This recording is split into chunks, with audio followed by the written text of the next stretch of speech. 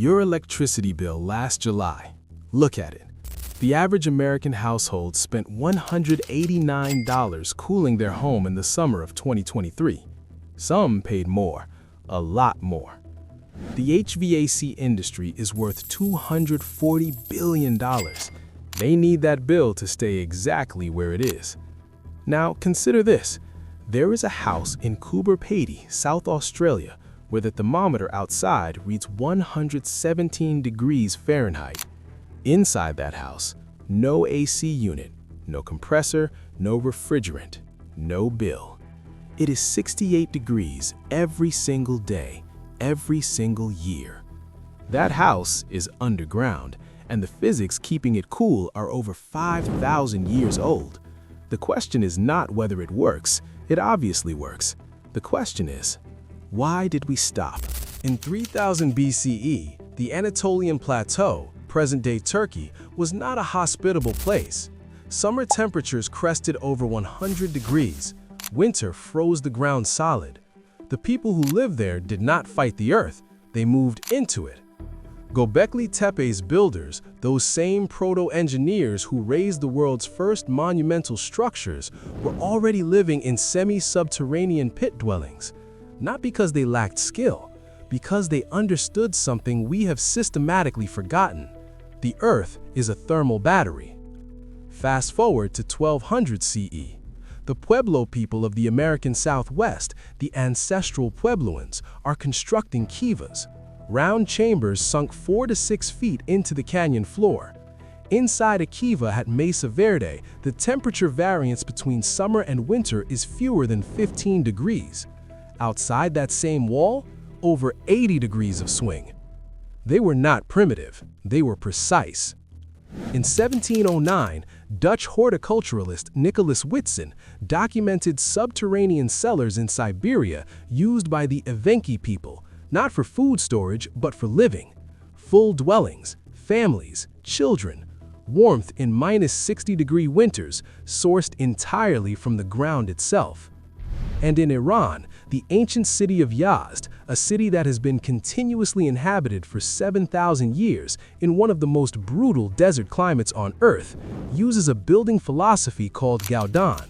Rooms buried below the street, corridors dug into rock, temperatures that never rise above 75 degrees regardless of what the desert does above. This knowledge crossed continents, it crossed millennia, and then, somewhere around 1950, it was declared unnecessary. So how does it actually work? Because this is not mysticism. This is physics. Boring, beautiful, inexorable physics. Concept 1. Thermal inertia.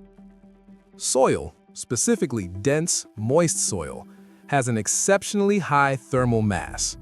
It absorbs heat slowly and releases it slowly. A summer heat wave might bake the surface to 110 degrees. That heat pulse takes weeks to travel downward through the earth. By the time it arrives at 10 feet below grade, it has been averaged out, diluted, and stalled by the surrounding mass of ground. At 8 to 12 feet below the surface in most continental climates, the ground temperature stabilizes at the mean annual air temperature of the region. In Phoenix, Arizona, that's 72 degrees. In Albuquerque, 56 degrees. In rural Kansas, 54 degrees. Year-round, without interruption, without a single kilowatt of electricity. Physicists call this the thermal neutral zone. It was first formally documented by French geophysicist Joseph Fourier in 1824. Yes, this has been in the textbooks for 200 years. Concept 2. Diurnal swing. In a conventional above-ground home, temperatures shift dramatically between day and night, sometimes 40 degrees in a single 24-hour cycle. Your AC unit fights this constantly. It wins for a few hours, loses ground, cycles back on. That cycling is where your money goes. Underground, the diurnal swing is essentially zero. The earth buffers it entirely. The walls never warm, the walls never cool. They simply maintain. Concept 3. Evaporative cooling and passive ventilation.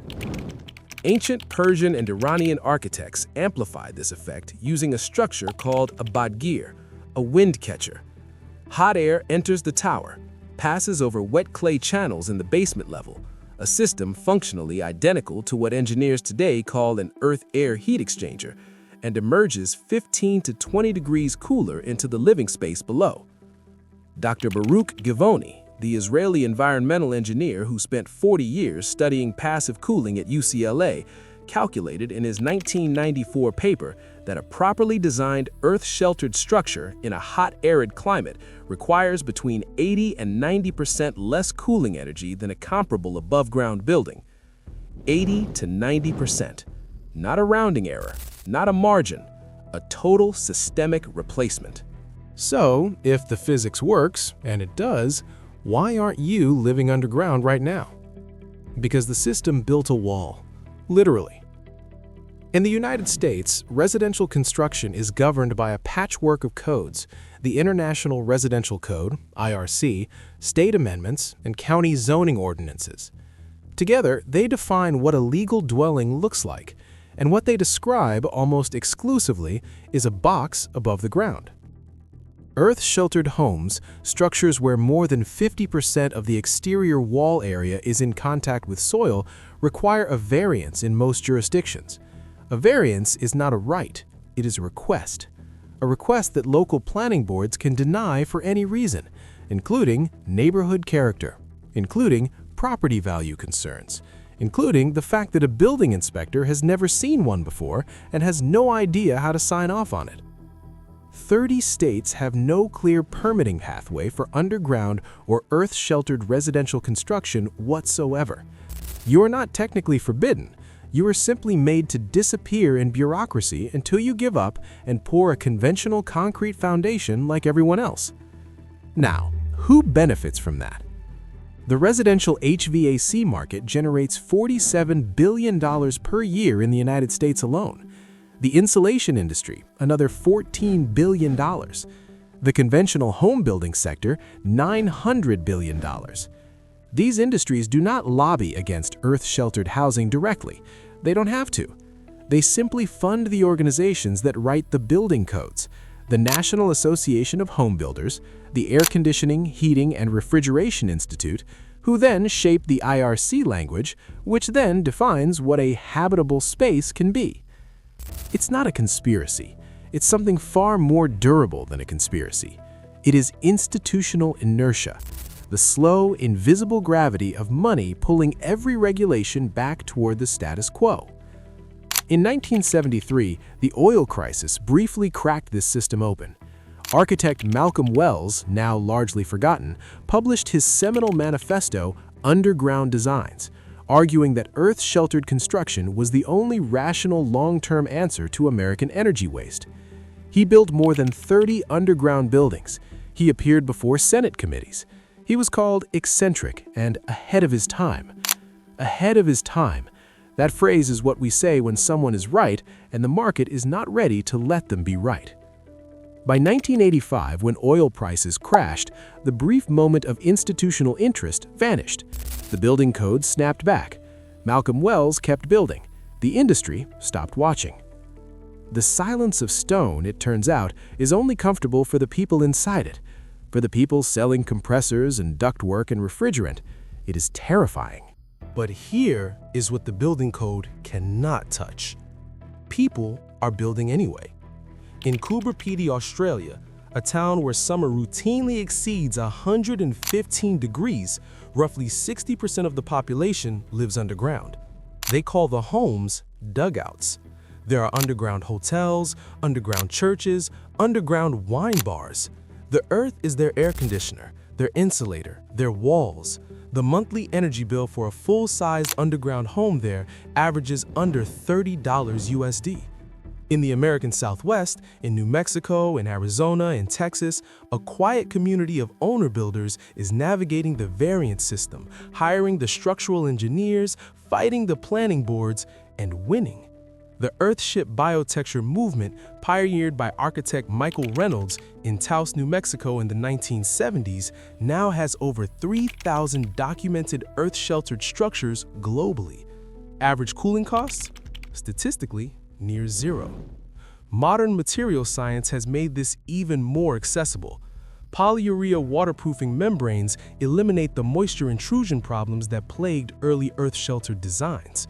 Radon mitigation systems, now standard and expensive, address the most common safety objection. Structural design software allows engineers to calculate soil loading on curved roof structures in hours, not months. The remaining obstacle is not technical. It is not economic. The cost to build an earth-sheltered home is comparable to or lower than a conventional home of the same square footage.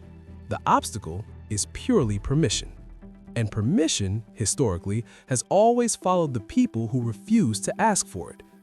The biting desert wind above, the silence of stone below. Your choice. They built it 5,000 years ago. They know how to build it now. The only thing missing is the willingness to go back down.